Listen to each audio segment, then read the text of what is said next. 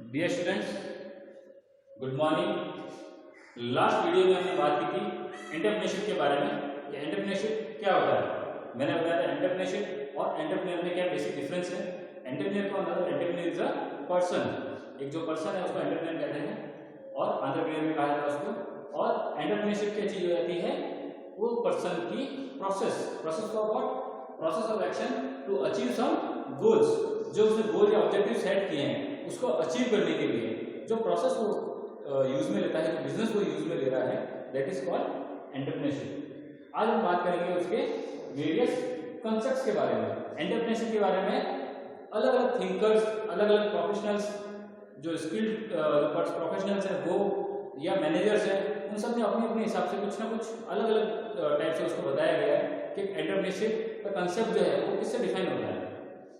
तो अपन कुछ ऐसे कंसेप्ट्स हैं उनके बारे में आज बात करेंगे।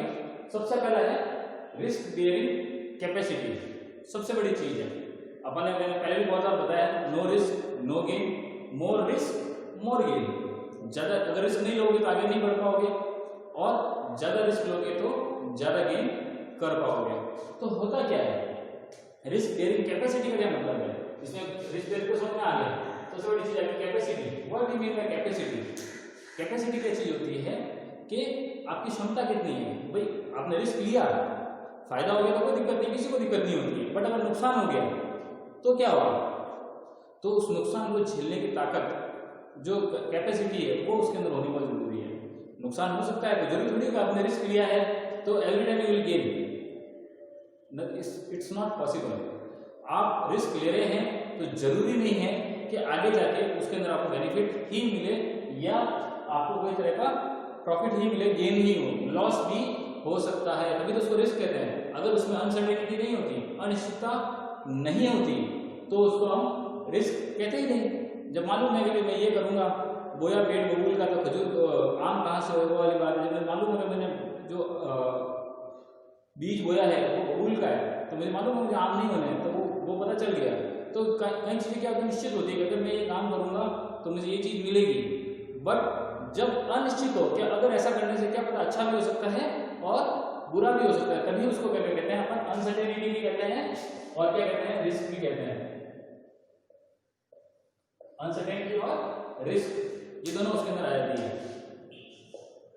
तो उसको अगर आपको लॉस हो रहा है, लॉस हो सकता है, अनसर्टेनिटी आ सकती है, अनिश्चितता है, वहां पे रिस्क फैक्टर बहुत बड़ा है, तो उसको अगर लॉस हो रहा है या कोई तरह का नुकसान हो रहा है तो उसके अंदर उसको बियर करने की कैपेसिटी भी होती है, तभी वो क्या कहलाता है, एंटरप्रेन्योरशिप कहलाता है। और प्रोसेस के अंदर क्या होता है, रिस्क कहीं भी इन्वॉल्व है, उस प्रोसेस को, उस रिस्क को किस तरह से उस प्रोसेस में हैंडल कर पाता है, उससे किस तरह से ओवरकम कर पाता है, ये कैपेसिटी उसके अंदर होती है। फिर दूसरा आता है कोऑर्डिनेशन ऑफ प्रोडक्टिव रिसोर्सेज। अब एंटरप्रेन्योरशिप में क्या होता है, अगर आप बिजनेस चला रहे हैं, एक प्रोसेस चल रही है, तो वहां पे क्या होता है, वहां पे ये होता है कोऑर्डिनेशन होता है प्रोडक्टिव रिसोर्सेज का।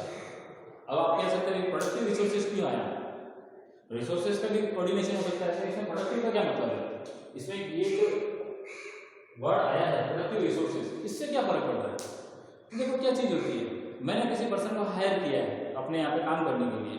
अब मान लो कि जो बाकी लोग हैं, जो स्किल्ड है चाहे नॉन स्किल्ड है, वो उससे कई ज्यादा गुना काम कर रहे हैं कम सैलरी में, लेकिन मैं उसको ज्यादा सैलरी दे रहा हूँ कि वो स्किल लेबर था, फिर भी वो लापरवाही की वजह से जितना नॉन स्किल लेबर प्रोडक्शन कर पा रहा है उससे कम प्रोडक्शन कर रहा है, तो क्या होगा, उसकी जो प्रोडक्टिविटी वो मेरे लिए कम हो जाएगी।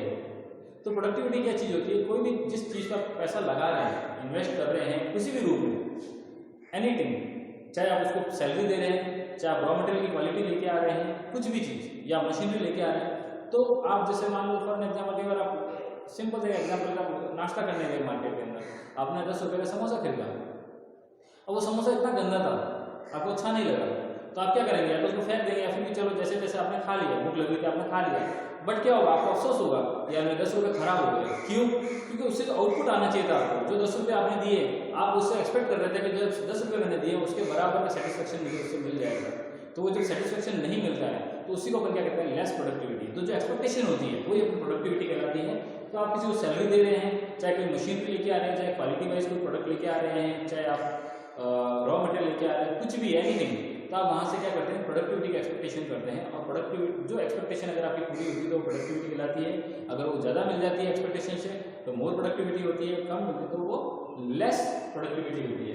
तो जो रिसोर्सेज हैं उनका कोऑर्डिनेशन कौन सा करना है, जिनसे अपने को ज़्यादा प्रोडक्टिविटी मिल रही है। कौन कौन से रिसोर्सेज लेने हैं जिनसे ज़्यादा प्रोडक्टिविटी मिले, ना कि ऐसे रिसोर्सेज जिनसे कोई तरह की प्रोडक्टिविटी या लेस प्रोडक्टिविटी मिल रही है। कोई भी पर्सन होगा जो पैसा इन्वेस्ट करना चाहता है या पैसा लगा रहा है तो वो यही चाहेगा कि उसको मैक्सिमम आउटपुट उससे गेन कर सके। तो एंटरप्रेन्योरशिप के अंदर ये चीज क्या है, कोऑर्डिनेशन किसका करना है, प्रोडक्टिव रिसोर्सेज का, ना कि नॉन प्रोडक्टिव या लेस प्रोडक्टिव रिसोर्सेज का कोऑर्डिनेशन नहीं करना है। You should understand what kind of resources are productive for the organisation and you have to coordinate that resources only. Okay, फिर थर्ड पोजीशन आता है मैनेजरियल स्किल्स। अब आपको उस प्रोसेस को स्मूथली चलाना है तो what you have to do, what you will require a professional managerial skills. Skills की बात करें तो उसमें कौन कौन सी चीजें आती है, आपकी सुपरविजन आता है। आपको नजर रखनी है कि काम किस तरह से हो रहा है, आप सुपरवाइज कर रहे हैं कि काम प्रॉपर तरीके से हो रहा है या प्रोसेस जिस तरह से सोचा गया था उस तरह से चल रहा है या नहीं चल रहा है। फिर दूसरा उसको मैनेज करना है,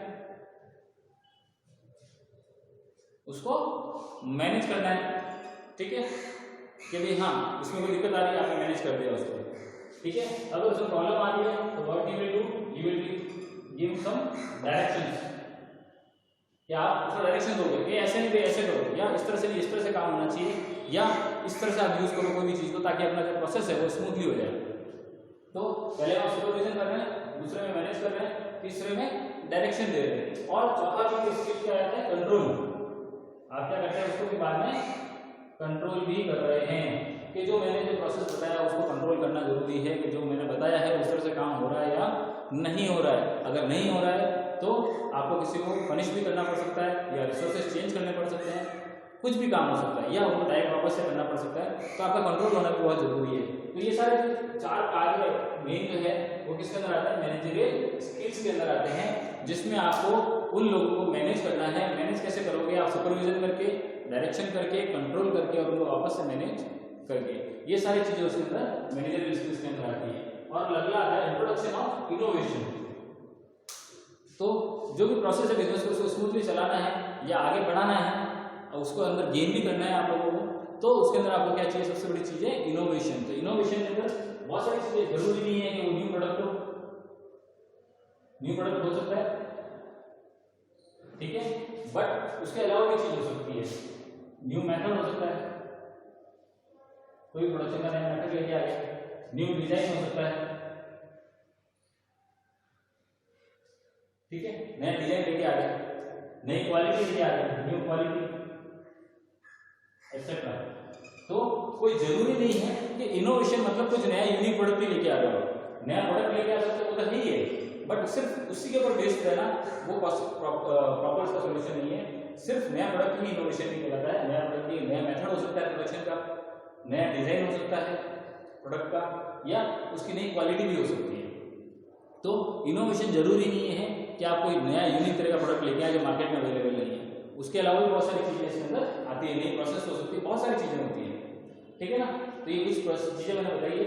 तो ये था ऐसे कुछ कंसेप्ट है एंटरप्रेन्योरशिप के बारे में। अगर एंटरप्रेन्योरशिप को प्रोसेस स्मूथली चलाना है तो एंटरप्रेन्योर को कैपेसिटी होनी चाहिए, जो रिसोर्सेस प्रोसेस में काम आ रहे हैं तो कोऑर्डिनेशन होना चाहिए प्रोडक्टिविटी के साथ, और मेजर स्किल्स होनी चाहिए, और जो इनोवेशन है वो इंट्रोड्यूस होते रहना चाहिए, ठीक है। बाकी अपन पढ़ेंगे नेक्स्ट वीडियो में। Thank you.